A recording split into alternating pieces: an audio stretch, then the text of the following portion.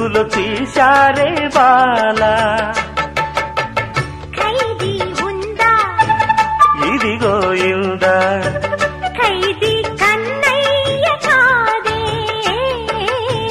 వీడికి అన్నయ్య వాడే. జగదేక వీరుడి కథ ఇది పాత పిక్చర్ కదా.